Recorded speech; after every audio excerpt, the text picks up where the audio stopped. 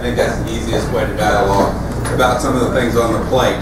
We've actually been in caucus 2 or 3 times. We've been meeting since early December as a party in the Senate side, the same with the House members. All the issues that are coming before us fall into classically 2 categories, either local issues and local bills that Mecklenburg, in our case, the Mecklenburg delegation works on, all those that are elected serving either in the House or Senate. And then obviously statewide issues like tax reform or regulatory reform, those issues. Local issue number 1 for me, bar none, Bill and I are working on, we have the legislative component of this issue already in bill writing, and that is to fix the 2011 Mecklenburg County property tax revaluation. So we're going to give this gentleman's authority to get this thing cleaned up. And it really falls, just a brief note about the property tax reval, it'll come in 3 components. First is we need to fix the property tax database, which is a total mess. Because it's going to be hard to correct things when you have incorrect data going in as input.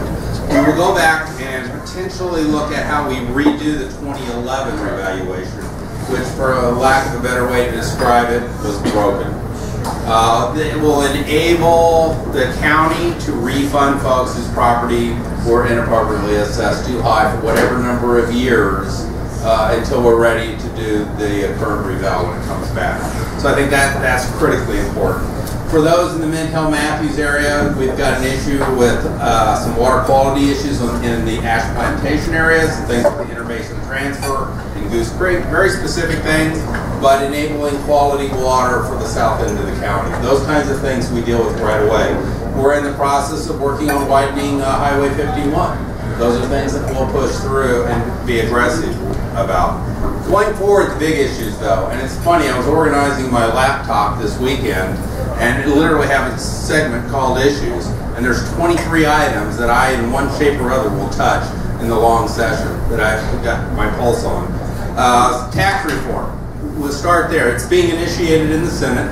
Every 2 years, we run on a 2-year budget cycle, and alternating cycles, the budget commences or begins in the different chambers. So for this 2-year period, it begins in the Senate, and we'll be working in coordination with the governor's office as we go through that process. Tax reform, candidly, bar none, is going to be the biggest issue we deal with. Tax reform, as Larry referenced, is the intent going out is to eliminate, is the goal, both corporate and personal income taxes in the state, without question. The intent is to go to a revenue neutral structure, which means we have to look for alternative sources. And one of the classic mantra has been, again, and the framework is to lower the rates, broaden the base. We will go to more consumption-based tax structures. We've been meeting with different affinity groups or business organizations from REBIC on the housing side, working with Jay Leesman and the statewide CPA organizations, to understand the implications of the different components. A lot of you know the tax code originally was in major change in structure for North Carolina was done in the 30s. We were an agrarian economy. And as we came through the 50s, 60s, and even 70s, very heavy manufacturing. You know, we were doing textile industry, we were doing furniture as a large component. But we are a service-oriented economy now. And so the tax code and structure needs to be changed to reflect that basis and make sure everybody's participating appropriately. But not to hurt the middle class and the lower income folks. That's not the intent. The intent, with the current tax plan, and we can get into a lot of detail, but we've gone to outside experts to look at the current model that's being proposed and understanding the impact on the economy. And I will confess straight up, I am a classic supply-sider. And supply-side economics is driven around the idea that tax reform is an economic engine to drive it applied correctly, different from the deficit hawks that look at just reducing spending, which is also equally important. But the balance is how do we drive and stimulate the economy? The numbers that we've seen so far projected, and we've been meeting with different business groups as well to get their input and reactions, that have the current structure been in the code the past 4 years, we're attempting to pass and put in place, would have created over 400,000 jobs already. I mean, it is a significant change and stimulant for the economy, just through the tax code structure. So that's a big one. Healthcare we talked about. One of the things you might be reading a lot about is with the ACA, the Affordable Care Act. And one of the immediate actions we have is the health exchange, which Governor Perdue accepted the first tranche of money, which was about $73 million. I know this will shock you under that administration, but that $73 million has already been spent, and it wasn't spent on the health exchange. Imagine that. I know there's a lot of thought about giving the money back or not accepting or getting into the ACA. The Senate's position globally right now is to say no, we don't want to run a state exchange. The initial thing is let it be a federal exchange and kind of wash our hands of it. I'm going to give you my position, and then everybody can throw things at me, and then if this is on tape, when I see my colleagues tomorrow in Congress, they'll start beating on me because you're supposed to kind of stay in the party line. But I first step, and this isn't, and don't react, this is just me, is my first position would be to say, no thank you. We're not going to allow you to even bring a federal exchange into the state. Yeah.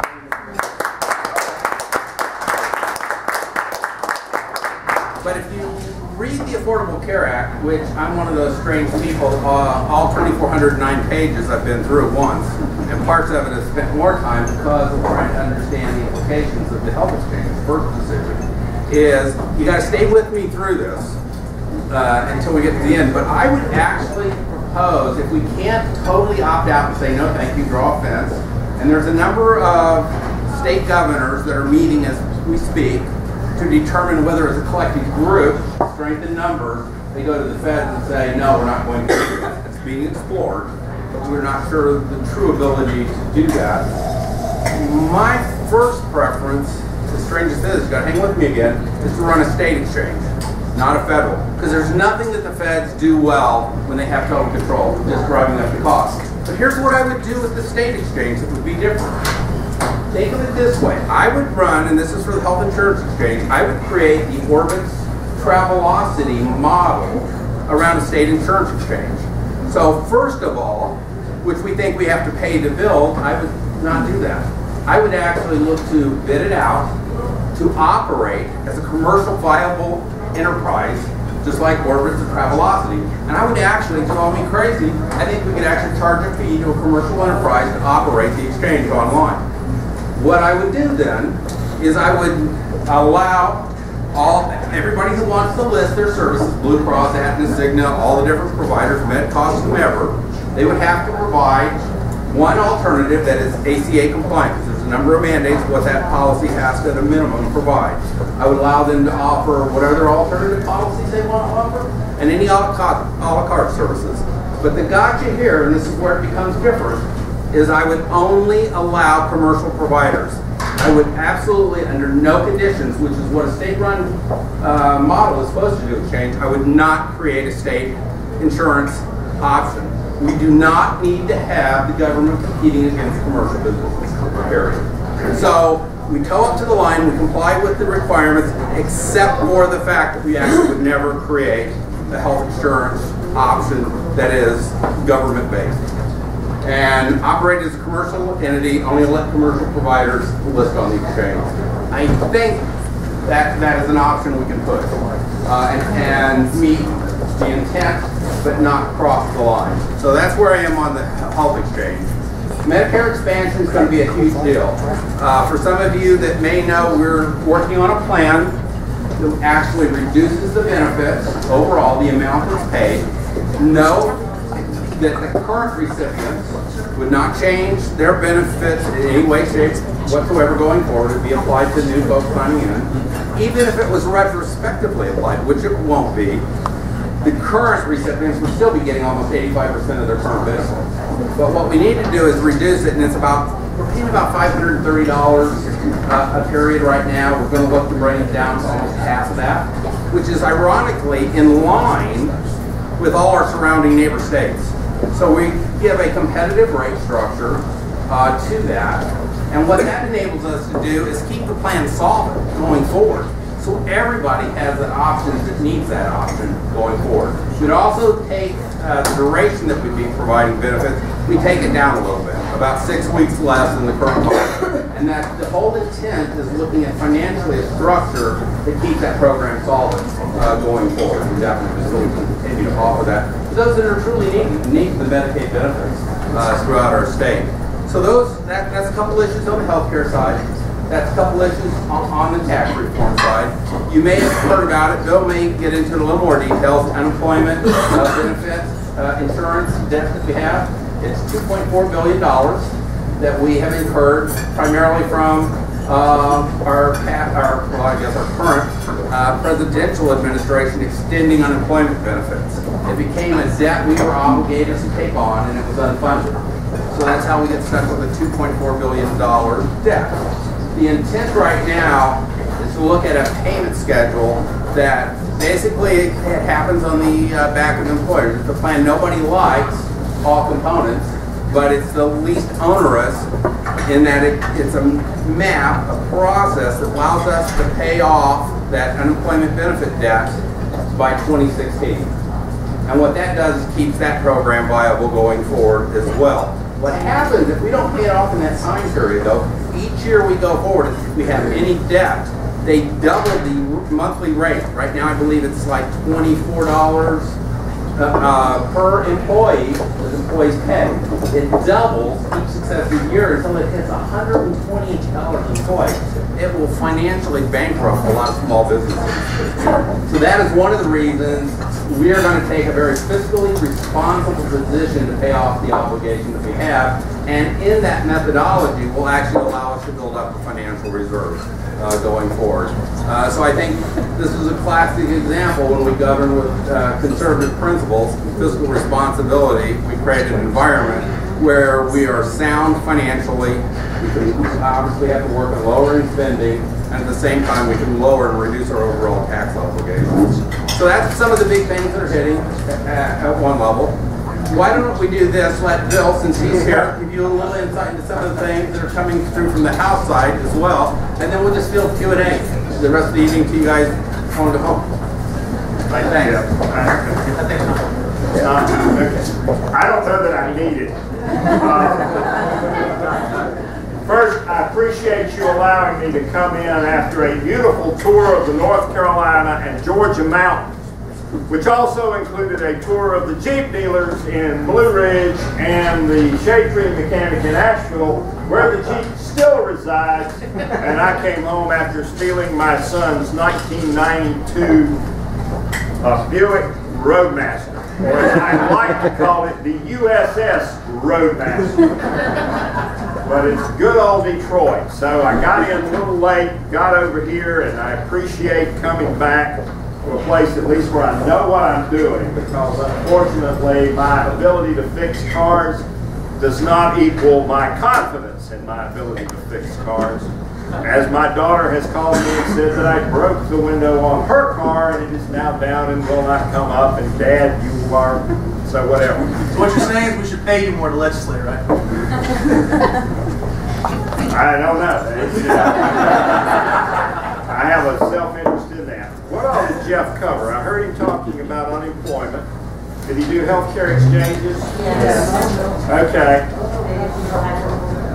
Tax reform? Oh no, that's easy. So easy. Yeah. What is your opinion on the exchanges? Well, I would have to say that anything Bev's for, I'm probably against just by default. And I'm very skeptical of the exchanges and a lot of the things that come down. There is a principle that comes down from the federal government, and it's like what we have in this unemployment. And all of you are familiar with it. How many of you go fishing? Okay. You throw a piece of food into the water to the fish, and the fish says, gee, look at this nice person giving me some food. There is a hook in the middle of that food. That is why it is not called food, it is called bait. With some things we're being offered, it's 100% now, and then it'll drop to 90%. But you can afford 10%. 10% of what? Maybe. And I'm very skeptical. Oh, I see I got some wrong way, no totals people here tonight. We were discussing that outside. There are a couple issues I want to put out. The idea of doing public-private partnerships is to find a common sense way to get more people the roads they need now, without beginning a zero-sum game where I have to take your road to pay for my road. I will concede for decades people in Raleigh, some of them of my party, have collected gas money and spent it on things other than roads. I will further concede the amounts of money we're talking about are in the billions. But I must also tell you that money has been spent and it's wrong. I wish it were not so, but unfortunately it is. Okay. One of the things that I did when I spoke to y'all a couple of years ago as a candidate was I told you I would take on tough issues and make tough decisions. If you ask me where I stand, I will tell you where and why and give you the opportunity to change my mind. And yes, you're going to have the opportunity to change my mind because it's not a done deal. But I need a better answer than don't do anything, just give us the money that we need for our road, because I don't have enough to go around. I don't want to have to choose between widening Independence Boulevard, widening 485, putting in a Monroe bypass, widening I-77, and doing the other roads that, yes, should have been built years ago and were not. We need the roads. We're also going to be looking at reg reform. Reg reform is not really glamorous. It's kind of hard to put your arms around what it means. But I can give you a beautiful example of something that I'm working on right now. Do you see this? This is a small Swiss Army knife product called the Classic. This is the blade of the Swiss Army knife called the Classic. I have attempted to take this into the Charlotte Mecklenburg Government Center and been told, this is a dangerous weapon. I must take it back to my car or I will not be allowed in the building. That has happened to me twice when I have been invited by the city of Charlotte to talk about their legislative agenda. And both times I have said, do you realize that your people are calling this a dangerous weapon? Now the law written by Joe Hackney, former Democrat Speaker of the House and not necessarily known for his affinity for Second Amendment rights and concealed carry, actually wrote the bill to clarify this is not a dangerous weapon. And today I got a call from the lobbyist with the city, and they have gone back and double-checked and discovered that their ordinance preventing the carrying of dangerous weapons into the Charlotte Mecklenburg Government Center defines a dangerous weapon that is a knife to have a blade in excess of 3 1/2 inches.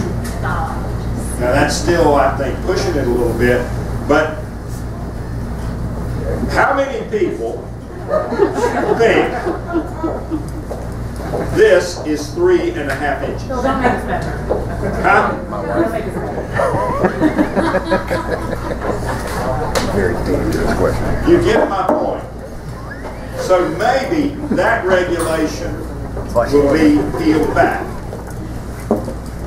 Other regulations, for example. I once tried to work with a developer in Mecklenburg County to build some of this affordable housing that they're trying to get people to build. And all we needed was for them to let us build it. But they needed us to rebuild the road, they needed us to put in some trees, They needed us to put in money for schools. We needed to do setbacks. We needed to do other street connections. And the cost of the land at $5,000 a door turned into $28,000 a door, and they reduced the amount that we could build from 92 to 60. And my guy said, you know, I can't build affordable housing like this. I'm going to go away. And he built it in Gastonia.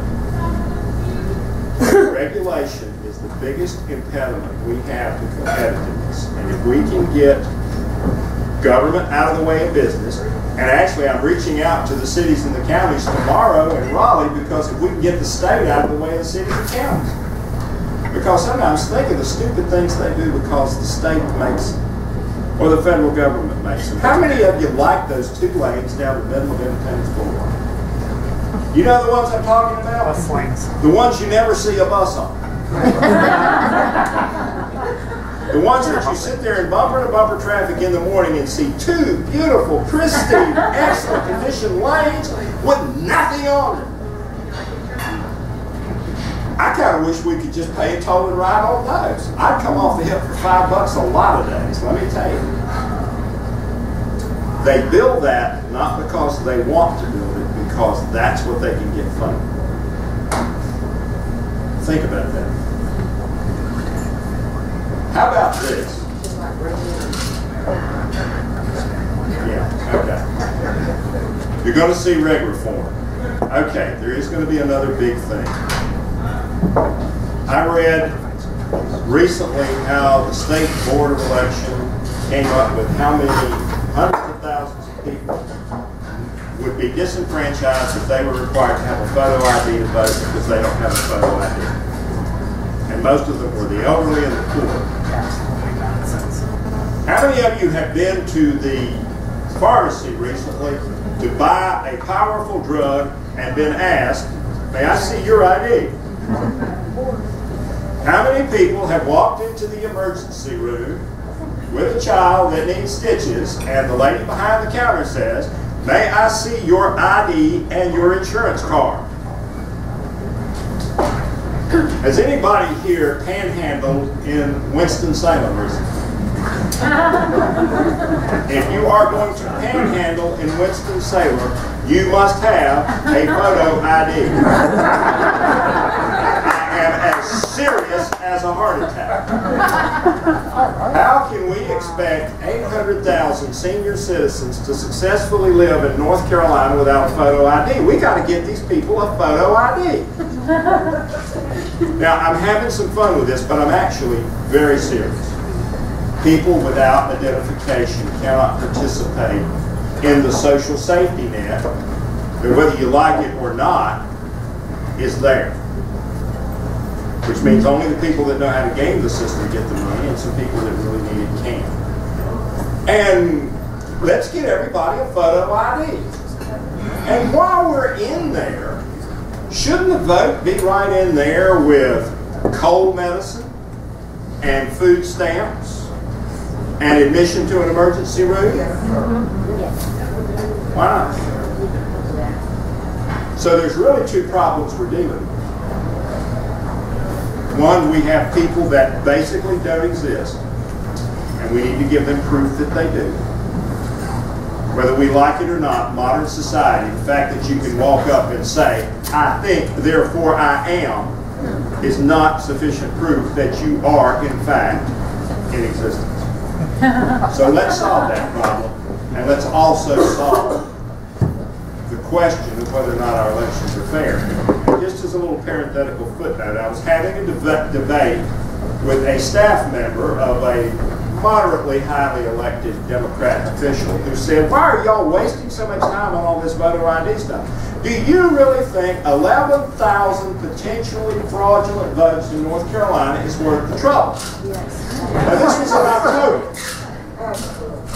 Look at it now. 11,000 fraudulent votes would make the difference in the lieutenant governor's race. Right. If you divide 11,000 by 13, it would have made the difference in some House races. If you divide it by 50, it would have made the difference in some Senate races. If you divide it by 120, it would make the difference in some House races. And furthermore than that, North Carolina has, by the way. And also, it would have definitely made the difference in Buncombe County, where I have seen one of the most blatant stealing of an election in my entire life. And just so you know, because the media is not covering,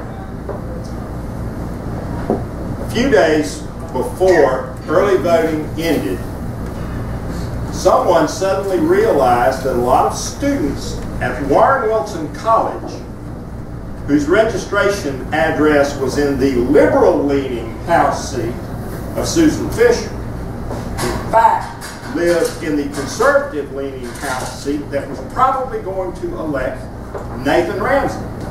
But because they had given the college address instead of their dorm address, they were registered in the liberal.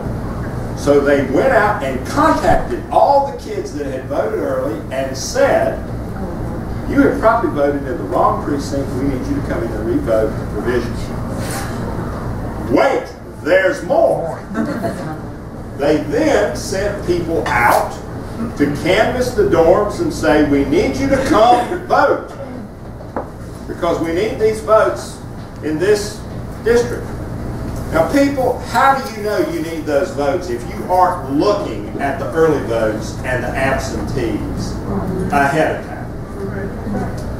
So they pulled in 200 votes.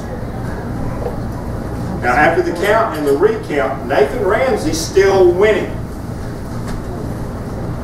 And he's got enough of a margin they can't change it. But 2 Republican county commission candidates have also won because the county commission districts overlay the House districts now in Buncombe County due to a bill that somebody y'all occasionally know actually ran involving a couple other counties, small ones, Guilford, Mecklenburg. We won't talk about that. But here's what happened. As they went through the hand count and they looked at some of the provisionals, some of the kids that were in the conservative district had still voted in the liberal district.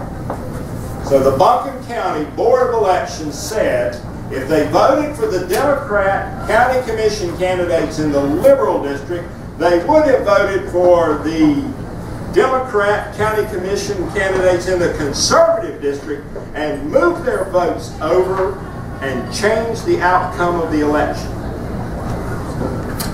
And it went to the state board where it was upheld.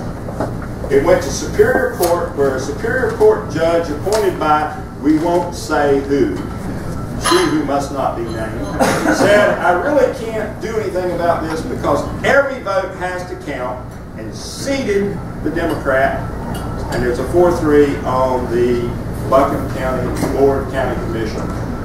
But still, that's an improvement because it used to be 7-0. Wow. Now, it's going to, it's going to end up on the Supreme Court. So those of y'all who worked for Paul Newby, thank you.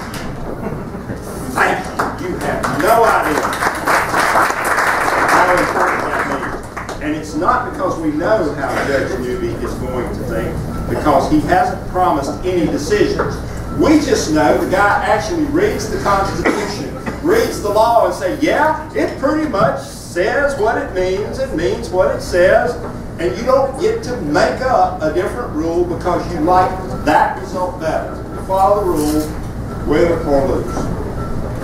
And quite frankly, I'm willing to take my chances on that rather than the current Board of Election.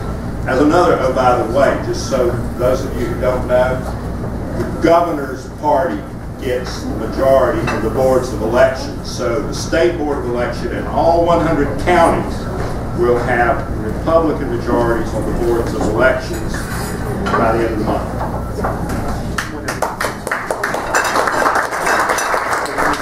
And that also leads us to some other things. How many people worked early voting in Mecklenburg County and really thought like there was some underhanded, double-dealing, lying, cheating, swindling stuff? Okay. How many of you saw things that you want described as bad as I did? I'll tell you my favorite, because you know, we changed the laws in Raleigh, where the buffer's 50 feet, except in those cases where it doesn't allow electioneering adjacent to the buffer, in which case it can be reduced to 25 feet. But there must be an electioneering area adjacent to the buffer. Does that mean the local board of election gets to draw areas and say, this is where electioneering can take place and nowhere else? Doesn't say that, does it? But those of you that look at the maps in Mecklenburg County would have realized that if you went to the Betty Ray Thomas Center on Tuckasegee, the electioneering areas were immediately on either side of the walkway leading into the building, and election workers would frequently stand in the middle of the sidewalk in front of that entranceway to make sure everybody got their hand. If you went to the Mint Hill Library, the places where election workers could stand, who were all Republicans, many of whom had worked for me, was in the bushes on the corner of the building away. Nobody came close to them, but they could, yoo-hoo, yoo-hoo. I'm as serious as a heart attack. It took them 3 days to back off because that's not what the law said. So we're probably going to have to tighten up election laws to not allow slippery room for people to do things like that. I'm going to tell you now, I'm not going to give you an advantage. I'm not going to do anything that's going to favor Republicans over Democrats, Libertarians, Communists, or whatever else we got there. What I'm going to do is give you an equal chance in the marketplace of ideas, confident that your knowledge, your intelligence, your patriotism, your determination, and the fact that you are correct as well as right will win the day. What questions do you have for me?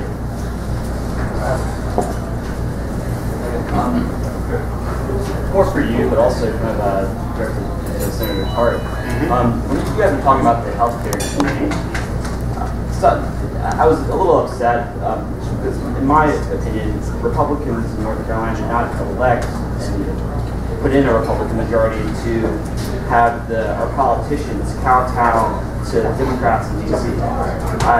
I think, as a limited government conservative, creating any type of health exchange or allowing that to come to pass is just creating more government. So I don't know how you reconcile advocating. So let's create the equivalent of insurance for North Carolina. It's still more government. It's still a growing government. How is that conservative?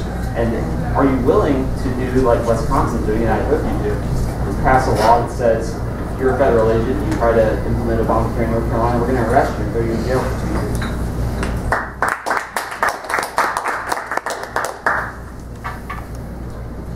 Well, there are two questions in there. First, the exchanges. My initial reaction to anything that comes from Washington is just no.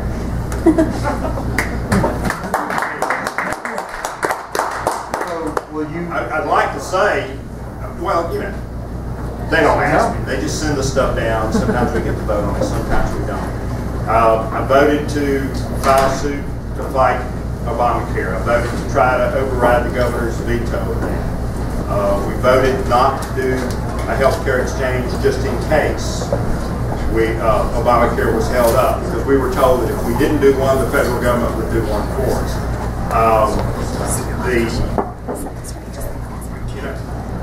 I don't know. I'm going to see what's in front of me. I made my decision then. What I try to do is what makes the most sense for you and does the most to protect your taxes. And one of the phrases that I use, and I actually did this at a liberal gathering the other day, I said, you got to realize this. When you come to a Republican assembly for money, what we want to do, we're not afraid to spend money, but we will not waste it. You tell me what the people of North Carolina will get in value, at least $1's worth of value for every dollar we give you. Because we are not going to give you $1 out of charity. That money is torn from the pockets of the North Carolina citizens at gunpoint. And they look at me funny, and I said, you can say that ain't true, but you stop paying your taxes, and I promise you there will be a guy on your front porch with a gun. So taxes come at gunpoint. They just do. So if we're going to take that money from you by force, every dollar I spend has got to get you a dollar's worth of value, or I'm not willing to spend it. And when people come in and, this poor person and everything else, granted, my heartstrings were tugged when people came up about unemployment. There were two guys I really felt sorry for. I went into my pocket, I offered each one of them $20 gas money, they each took it. I can give charity with my money. I can't give charity with yours. I'm sure this will be a very easy mainstream question for this one. It'll be a simple yes or no. Okay. So will you, and this is for Senator Tarte and Representative Schaefer as well, will you draft or co-sponsor legislation to return the $74 million grant that opted us into a state exchange so that we can at least opt out of that part of it? I will not promise to author that legislation. I will promise to take a very close look, and unless given a reason not to vote for it, would vote for it. But I'm not competent to take that one on. Also, I know there are smarter people than me in the General Assembly, and I probably won't have to. Senator Tarte? Yeah, I guess my position you heard earlier. First option is we should just say no, thank you, and not participate at all. In that option, we absolutely have to return the $74 million. It's not ours under those conditions, and more than happy to do that because that is bait. It's not food, as Bill pointed out. I didn't know that. Secondarily, though, if we have the option to operate the state exchange as I define it, which is a commercial entity, which means we're not going to have the government participating, then I think we can keep the money and tell them, too bad. So that's kind of my position right now. And we're in the process of trying to do comparison and determine can we just say no, which we could do the Nancy Reagan thing and it would be great. And Representative Schaefer? She's not here. Oh, she's not here. Okay. Go ahead, Mr. Cocktails. Bill, thank you for coming, by the way, and I appreciate it. I have a question about just the whole nature of the voting, the sales tax issue, because in voting for that, as opposed to a consumption tax, it immediately translates to other groups that we are going to layer the tax burden on people of lower incomes. No, it doesn't. That under the auspices of a balanced tax system, more fair tax. The concern I have is how do you protect from that perspective, and what could we do to do a better job of taxing luxury type things at a higher rate and not essential things? Well, it's Tom, Mr. Cocktail. Yes, Tom. Yeah, Linda Lynn. By the way, I don't know if you don't know these folks. These have been conservatives in Mecklenburg County and in state politics for years. Linda Lynn was the only sane voice on the school board for a number of years. And I had a lot of fun one day. I called in to Charlotte Talks. She was on with a bunch of other people, and at one point I made some comment about them. You know, they said something about Linda Lynn complaining about them cutting her off, and I said, "Well, I agree with her. You do cut her off." And I've called once since then, by the way, and I called them out on their school stuff, and Ann Doss-Helms was on there, and I gave her a ration as well. And told them I couldn't see in other people's hearts, but you guys really do screw it up if you don't report it right. On the tax reform, well, no. How do you deal with the liberals when they come at you with, oh, you know, pay your fair share? Example one, I downloaded Mitt Romney's tax returns, all, gosh, I think it was 850 pages of all of the returns together. The bottom line is, yes, he paid a lower percentage of his taxes than most people. But he only paid $1.9 million in federal income tax. The average 1040 long form return, it took 310 of those to equal Mitt Romney's tax return. I'm going to tell you, there ain't no way he's getting 310 times the services. If he's paying 310 times what's an average long-form taxpayer paying, I think he's paying his fair share. You know, shut up and go away. Balanced approach. Balanced approach is the liberal equivalent of the Jedi mind trick.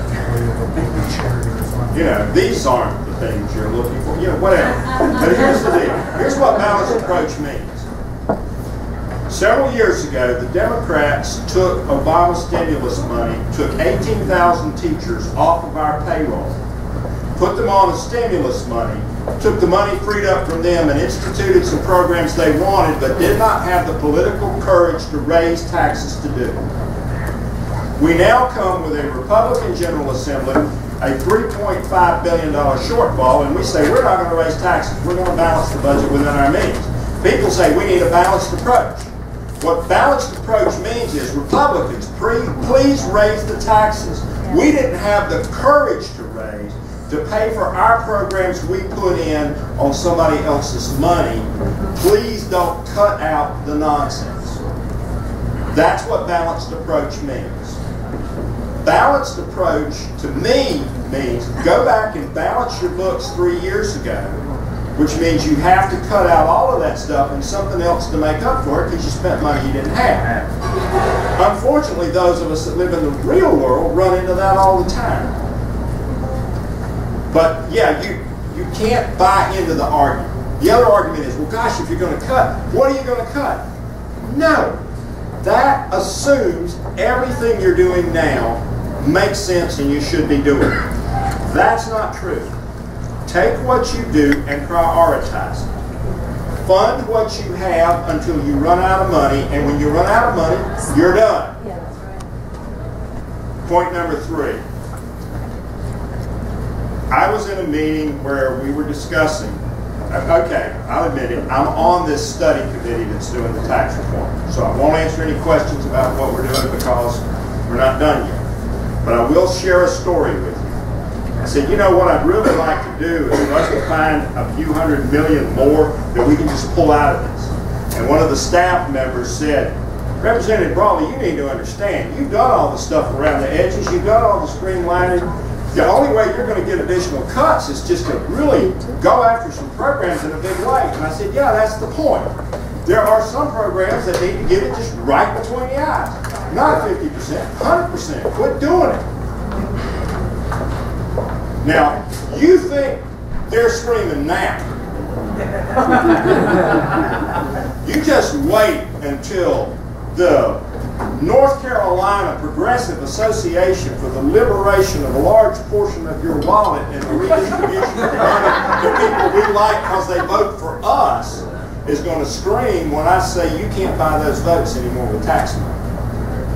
And I know that's a harsh sounding phrase, but I will tell you, when I go to liberal groups, progressive groups, education groups, what have you, we talk, and then they put out an action alert naming the 5 Democrats that are voting to overturn the governor's veto of our budget and telling all of their people to contact them and support the governor to get more money for education. They are not a nonpartisan group. They are a progressive pressure group, and they are not to be dealt with as someone who is a neutral person. You go deal with them as what they are, someone who has an agenda that is contrary to your own, and they must be opposed. You just said other places that 66% of the gas tax money is going to those, and a third of the money is gone to other places. Excuse me, may I make a correction? That was the presentation that was made by the DOT people in Cartersville. I've never said that. And the reason that I haven't said it is I have not independently confirmed all of the things that were in that presentation. And the things that I say are things that I have probable cause or direct knowledge to believe are true. Okay. All the money, gas tax money, gone to roads and the number of years. Can you tell us in the future that you will try to make sure that it does? That's my intent, all the way. One of the things that had happened is for a number of years when the gas tax was first put in, it was replacing a tax that went to the general fund and money came out. There was a certain amount of money, and it was in the hundreds of millions every year starting in 1987 that went to the general fund before roads got a dime.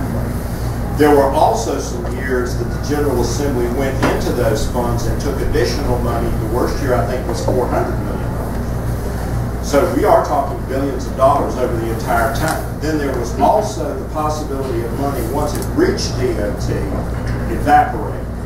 The thing that really opened my eyes on this was I was appointed to the Joint Committee on Appropriations for the second half of the biennial budget in 2012. Long title, basically, we're coming in, okay, what do we tweak the budget?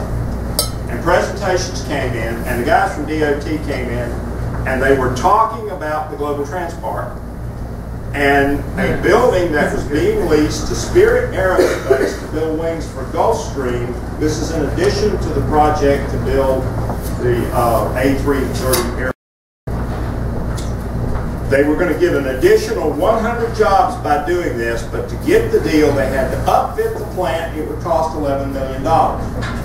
Spirit was willing to come up with 6. They needed 5 more to do a pneumatic system. You know what a pneumatic system is? It's all these air hoses. You know that gun at the tire store? Pneumatic system. The Secretary of Transportation is a member of the board of the Global Trans Park, and he said, I'll give you $5 million. And just spoke the check and moved $5 million over. And when we were meeting, they were telling us about it. This was in December. We moved $5 million. Marilyn Avila, God bless her. Well, is the fact that you're making airplane wings the reason that this is transportation expenditure? And so, oh no, we didn't actually do it because of that. It was under an exigent circumstances. And the exigent circumstances was they needed $5 million to get these jobs and do this deal. Okay, great. Well, aren't you supposed to consult with the committee? Well, yeah, we are. Well, when did you consult with us? Well, we're sort of consulting with you now, but we sent you a letter, and they gave us a copy of the letter, and we looked at it. It was dated in August, and it was addressed to all of the chairmen of the Joint Appropriations Committee. There was just one problem with it. 2 of the chairmen in the address space of the letter had not been appointed until October. The letter was backdated. Would you believe everything DOT told you? Now, I've met Tony Tarte, and I will grant he has a mixed reputation. Tony Tarte is the new Secretary of Transportation. He was formerly the school superintendent in Wake County and was fired after the Liberal Revolution. General Tarte, for those of you who are military will understand this, commanded 1st Battalion of the 505th Parachute Infantry Regiment in the 82nd Airborne Division. Hooah? He was the brigade commander of the 502nd Parachute Infantry Regiment of the 101st Airborne Air Mobile Division at Fort Campbell, Kentucky. Hooah? Hooah. And he was Deputy Division Commander of the 10th Mountain Division, both in Fort Drum, New York, and in the scenic sandy shores of Afghanistan for 14 months. The guy knows how to get it done. He knows leadership. He doesn't know everything about transportation. He knows how to get experts in transportation, get them mission focused, manage your resources, get the job done, and bring everybody home alive or as many as you can. I have met him. I am impressed. And I'm looking forward to working with this guy.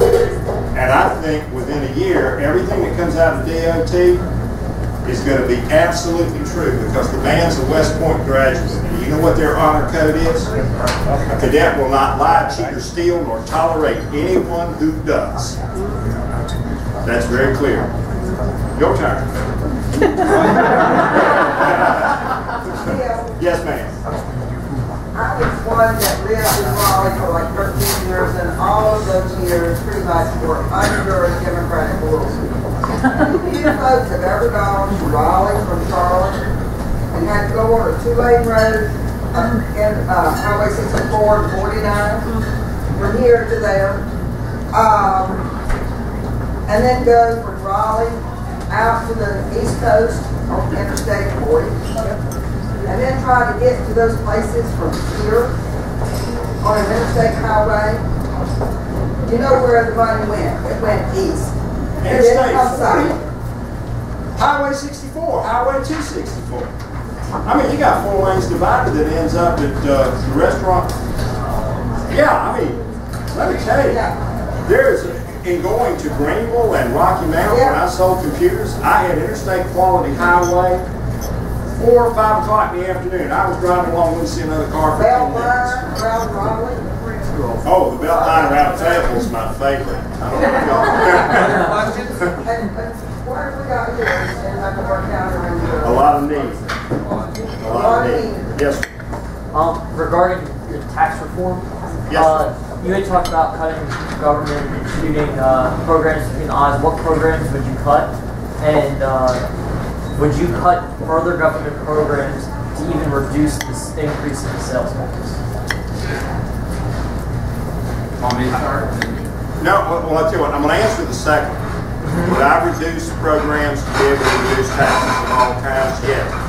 I mean, I was part of that reactionary, horrible, heartless group back in 2011 that passed a budget that allowed $1.4 billion in taxes, including $1 billion in sales taxes, expire. By the way, just so you'll know, after our draconian budgets, 2 years of Republican misrule of education, graduation's actually gone up. Sounds like we need to support it. As for specific programs, I will not say what I'm looking at or anything until I have the votes to do it, because I don't want them to know what they have to do. So the answer to the second question was yes? Yes, I would eliminate programs rather than raise taxes. Okay. Okay, time to give you a little insight.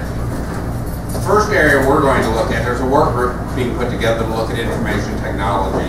It's a huge bucket of waste. I spent 35 years, I was the CIO of Johns Hopkins Hospital for a while, in New England Medical Center. So my whole professional career is healthcare IT. So IT is one where we believe there's multiple $100,000 of waste. One example is something called the MeckYRs program, Bill's familiar with, which is the new information system to manage Medicaid. It is 3 years late. It is multiple $100 million overrun and no end in sight when we're get there. And my favorite part, being 56 years old, is, God love them, they're building this thing and programming it in COBOL, which is what I learned in college. It's a full employment act, so when I'm 70, I can go do COBOL remediation and be working on the system. So that is one area we will absolutely address. But I was taught by a very wise elected official, and this sounds trite, but it is really valid, that where we need to start in terms of performance reviews and audits, every department should go through. But I would take, literally, a copy of the yellow pages on one side. I would like to lay on the other side a copy of the state organization chart. And if there's any department that exists in the state you can look up and dial in the yellow pages, we don't need to be in that business. And the person we're talking about is standing right there.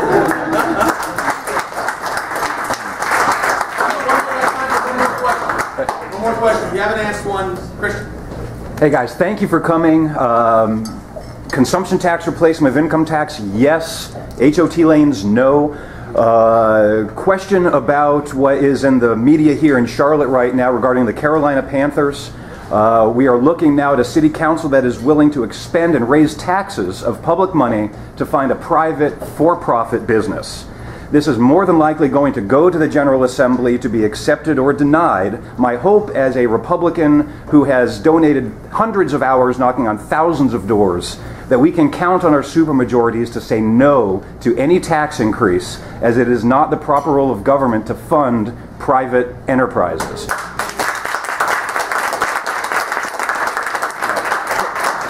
Can we count on you to be a no vote for that eventual request? Yeah, let me give you, I'll give you my personal insight. Some of you were at the breakfast this morning the Speaker Tilla spoke at, which kind of gave a broader perspective. if you look at the options on both ends of the spectrum, one is to simply say, Mr. Richardson, we will happily write you a check for $125 million, and thank you, end of day. The other end is to say, absolutely under no way will we support that. It's actually a little more complicated than that. Would I personally write them a blank check and just say, have at it? Absolutely under no possible way or condition. Especially when you look at, they're talking about right now, the condition is just keep, you would commit to staying in Charlotte. But they're talking about 2 years. I mean, I'd do that with my house mortgage. That's silly. But you can't be short-sighted to recognize the economic engine that is. So you have to set and be pragmatic and sit at the table and say, I'm willing to discuss and listening. And what Tom has said, which absolutely makes sense, is certain businesses, certain enterprises have enough impact, whether you're attracting or not, to say, we're willing to look. But you got to recognize there's always 2 conditions. And this is what's been done. Caterpillar came this year, and it said that one is there's performance measures that you have to guarantee. If not, then that incentive, if there's one established, has to be paid back, and there's always going to be clawback provisions. So those are things you sit down and look at and consider. Personally, I don't see how you give that kind of money and just say thank you. That would be very, very difficult. Because then the government's in the position of picking winners and losers. I want your business to do well. I don't really care about yours. And that's not what we should really be in the point of making decisions about. So is that a yes, no, maybe? No, I think, here's me. I'm, as a rule, not about absolutes. I'm willing to set a table. You'd have to have an unbelievably compelling argument and a set of conditions to make that work. I mean, my inclination is kind of where you are, Christian, is to say no. And you'd have to convince me absolute what, and it would have a ton of conditions. I mean, the one option that I've heard that actually might make it reasonable, and you'd have to get in the details, and I've heard that it would never agree, but it's kind of like the Green Bay Packers. We give you $125 million. What I really want, first and foremost, if I'm writing you a check for $125 million as a person investing, what would you expect in return? No, not wins. It's not. What I want to say, It's not their role. Not their role. Stop. Return. I want a piece of the business. Should the government be doing that? No. But if they were to say turn over and let us, the better option is to facilitate letting the community take stock and ownership and let residents buy them out. Because he said he wants to sell it 2 years after he passes anyway. There's better options that don't involve, government charity, if you will, which just gets us deeper in the hole. So that's just my 2 cents. You want to add anything to that? Actually, there is one. Now I'm going to get in the weeds here a little bit.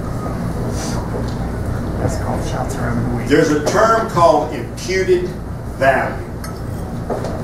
And here's the way it works. The Carolina Panthers built a stadium on land that the city of Charlotte bought for several $1 million and leased to them for $1 a year. Mecklenburg County and the city of Charlotte imputed the value of that land lease-free and tax the Carolina Panthers every year on the value of the use of that land as if they owned it. And every year the Carolina Panthers have been writing a check for 15 years to do this. Now, they don't like it. And what's worse is, I started to say Charlotte Hornets, but it's the Bobcats, right? Same thing. No, the basketball guys. They have an arena that they get basically for free that's turned over to them through this, I don't know if it's City or City Partners or Convention Visitors. It's one of those initial organizations in downtown Charlotte. But the bottom line is they not only get it for free and don't pay any taxes on the imputed value, but because it goes through the CRVA, they actually get to charge other people to use the arena that the City of Charlotte taxpayers built and make money off of that. Now the Panthers kind of feel like they're not being treated fairly, and I tend to agree with them. So stop the funding. In fact, the Panthers are the only people that are taxed like that. Well, here's the thought. Give them their money back. Give them all that tax money back. Quit taxing them. Number two, they got a bunch of money that came in from the convention center, and they have money that they make from all the venues, once again, the downtown organizations, and it's sitting in the bank. Give the Panthers that. Why are you coming to me to invest money in something that you're not, that you're pulling the money out? What you're really wanting to do, what you're really doing, is taking prepared food money that all of us are paying tonight, paying whatever you can get from the state, and laundering it through the Carolina Panthers to turn it into general fund money that you can spend any way you want. I've heard the baseball thing actually works out the same way. They're going to give the baseball team tourism money. The baseball team turns around and gives them tax money on the value of the stadium, and they have laundered tourism money, the general fund money. This whole thing is just so convoluted. We're going to have a lot of fun before it's over. And what are they going to bring to Raleigh? How the hell should I know? Nobody's talking to me. The only thing I know is what I read in the Charlotte Observer after somebody ratted them out after their executive session. The simple question is, will you vote to increase taxes? Obama and yes or no? Have proposed gun legislation to ban assault rifles, and we haven't talked about that tonight. Okay. And it blows my mind why we haven't. My question is, if Washington, D.C. comes to North Carolina and says you cannot sell AR-15s and other quote-unquote assault rifles, which they are not, are you guys, what are you going to do? Are you going to tell them, get the hell out and nullify it? Or are you going to listen to what they tell you? Do you understand nullification is the other part of the question? When you say nullification, you talk about John C. Calhoun? I'm talking about the Kentucky-Virginia resolutions by Thomas Jefferson and James Madison, where they said that the answer to unjust laws by the states would be nullification. Yeah. We can nullify laws. Alabama has already nullified Obamacare. Why the hell haven't we? Yeah. Amen. All right. Amen. Go ahead. Realistically, I don't know if we take an action like that, if it will really have legal force. And I am hesitant. As the grandson of a sergeant in the 48th North Carolina who was shot to pieces on a July afternoon in Pennsylvania and received his medical discharge in August, I have to admit the last time we went out of the Union, it didn't work out. That's not what this is. But that's not what this is. I understand, and there's a lot on there that I don't claim to understand. Let me say this. I do know that Malcolm Graham is going to introduce legislation in North Carolina. Beverly Earl is going to introduce legislation in North Carolina. And Rodney Moore has said we need to have a conversation about gun control. I have 2 kids in college. Without saying whether they do or do not have concealed carries. Assuming that they do have a concealed carry, because they live in the dorm, their concealed carry weapon can't be concealed or secured in their vehicle in the parking lot of their dorm. So that a young woman of sufficient age, sober judgment, and impeccable police background check still will leave that campus at night in her car alone with anyone who sees her, knowing that she will not have the means to defend herself because we think that people with concealed carries are dangerous lunatics. That's nuts. I did vote for the amendment to the gun legislation that would have allowed concealed carries to be secured in the owner's vehicle on the premise of a business that did not allow concealed carries in their business. Could not walk around the parking lot, but you were able to leave it in your vehicle and be protected coming to and from that venue. My position has not changed. If laws against high-capacity magazines are so effective, why didn't this idiot meet the press in jail? Okay? The law says what it says. Don't tell me, you know, this other things about whatever. We are going to see a huge push. We're going to need our federal people to defend us on the federal level. I'm going to defend you on the state level where I know I can. I will tell you this. Is this, y'all are taping this, right? Is the real meat or this is just us, though? We are the real media now. Okay, all right. I'm not going to clip and use sound bites. This whole thing is going to be online in complete context. Okay.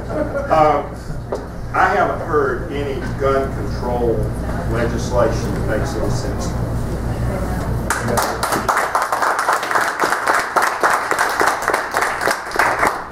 With the steps you go through now to get a concealed carry in North Carolina, to think that you are a threat to anybody is ludicrous. And it's the things that if you do will cost you your concealed carry.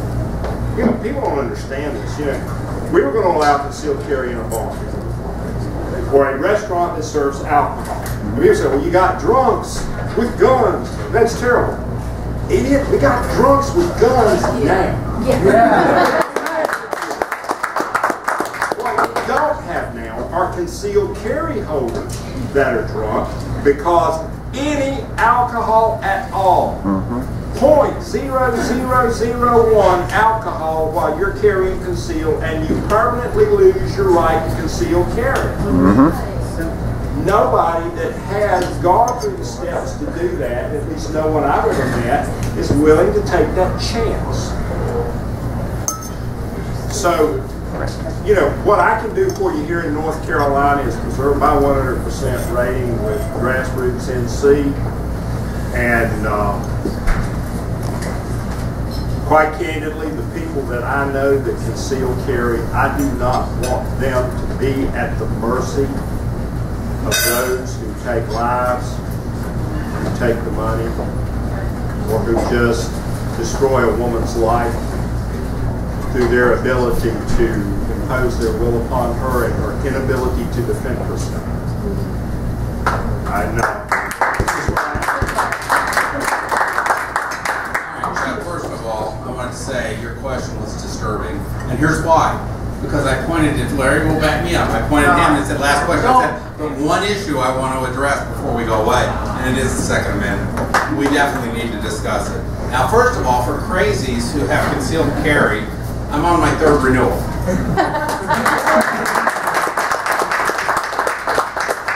As a mayor and working with my police chief, most police officers want to know if you have concealed carry. One, based on the background and so forth, they know you're somebody they typically can trust, and it's good to know from that perspective. So it's a good thing. My sister was a police officer. My niece is a police officer now. Situation with the Second Amendment. I don't know, some of you may have heard, you know, there was another shooting at a community college in Houston today.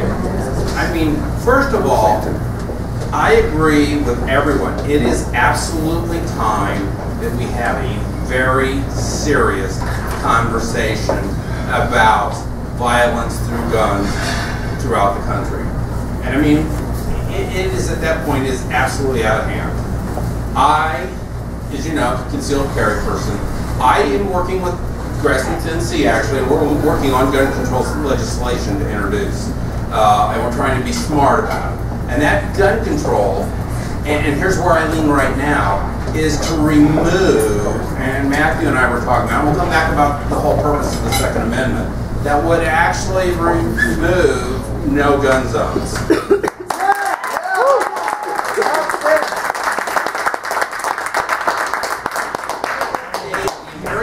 Right now demonstrates that most of the mass murders, which is defined as more than 4 people killed in an incident where it involves guns, happen in no gun zones. What you find that's interesting, the statistics, and these were put out by the CDC of all things, so they may be off, we need to validate it and verify it, but of all the mass murders that are committed in the United States in the last decade, only 1/3 involved guns. Of those, 90% involved handguns. They didn't involve utility rifles, and some want to classify them as assault rifles. Anybody familiar with Lewis Machine and Tool Company? Okay, LTM. They're one of the few that produce the AR-15 and that type of weapon. As a person at home, my wife doesn't like guns, hates them the whole bit. It was an uphill battle when I got my two sons shotguns over and unders for their 18th birthday. And I got mine at 12. I don't know why I did. But one loves to hunt, one doesn't hunt at all. Shoots sporting clays. But the situation with guns is the purpose, and gets back to what Matthew has educated everybody on his website. We get into, well, the Second Amendment, we don't want to violate hunters and sportsmen. Well, surprise, surprise, and I need to share this. The Second Amendment isn't to protect the guys that want to go shoot sporting clays like myself.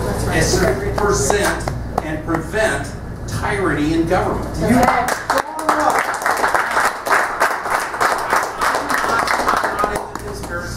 And I'm not in, we're going to displace the federal government. The federal government, as we know by law, supersedes state laws. We recognize the 10th Amendment, the right when they overstep those bounds. I don't know where that is from gun laws. But when you get to the point, and this is the point I made in the Observer the other day, the magazine, the high-capacity magazine, the assault rifles, those kinds of things, I get it. There's a visceral reaction. But to ban those is only to give you an emotional satisfaction and a false sense of security. That horse is out of the barn. There's so many out there. And why I brought up LTM, or LMT, is the fact that they've suspended their website. Because as of right now today, to get an AR-15 from them is an 18-month wait. Yep.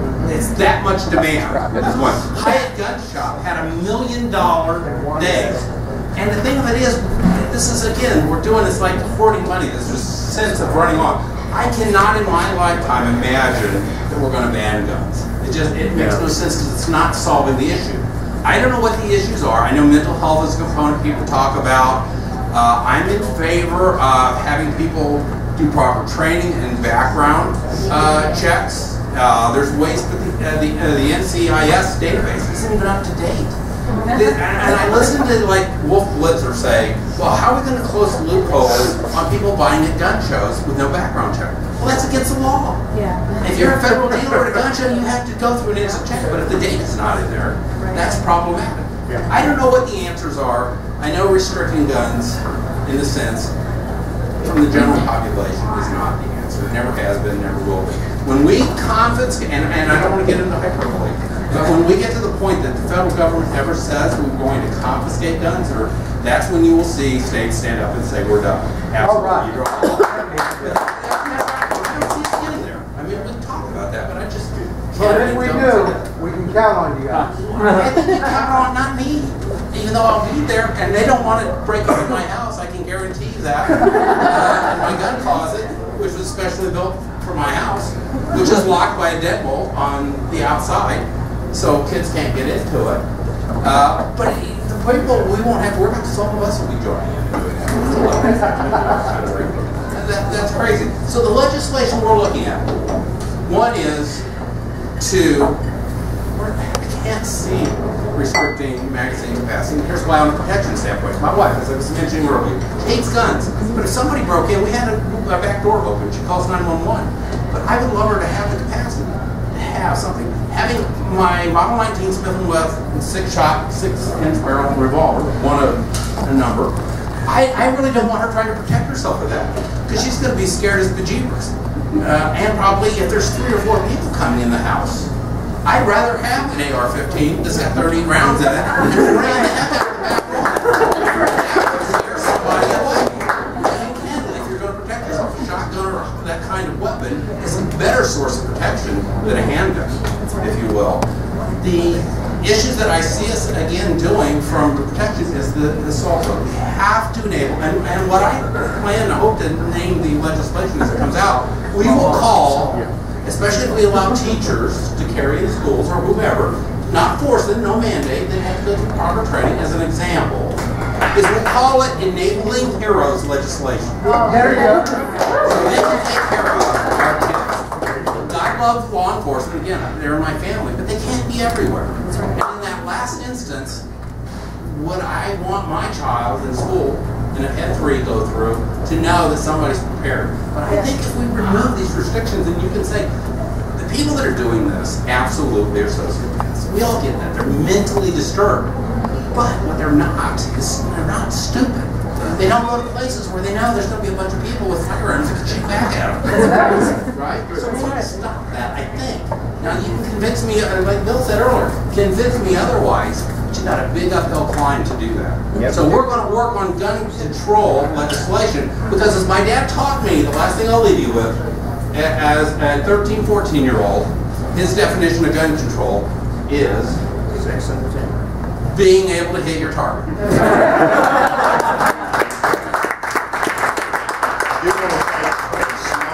Exception to one of the statements that the senator made, and this is in reference to home defense weaponry for women who don't shoot a lot. Rather than an AR-15, which does have a fairly high muzzle velocity and can go through your neighbor's walls, may I recommend a 12-gauge pump shotgun loaded with field loads in number 5. There is 1. If you are inside your home and there is someone in the same room, you may safely shoot that person, secure the knowledge that if you hit them, you will definitely ruin their day, probably kill them, but it will not go through the 2 layers of drywall and injure your children. So you have to worry less about your background. It will also not kill your neighbors in the next house. It will stay within the room. The second and most important thing is when you are afraid, you pick up a 12-gauge shotgun. You grab the pump and you go, shh, shh. Everybody knows that sound. Most burglars will then not want to buy what you are selling. But if they do come in the room with you and you point a 12-gauge pump at them, it looks like a piece of sewer pipe because it is very big, and they will swiftly realize it doesn't really matter how great of a shot you are. Something is going to hit them. And if you have to prove the point, just remember, it quickly pumps and shoot again. And as my pain-in-the-ass public interest sister-in-law lawyer once said to me, though, if you have to shoot, shoot until the gun is empty, hit the walls, hit everything, because that demonstrates the amount of fear that you felt.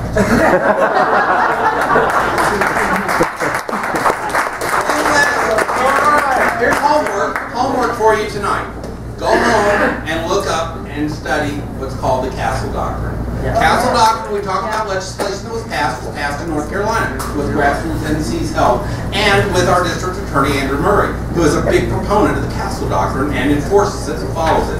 It will give you ideas of how you're allowed to protect yourself and under what conditions in the state of North Carolina. It is a wonderful piece of legislation. Thank you, gentlemen, very much for coming.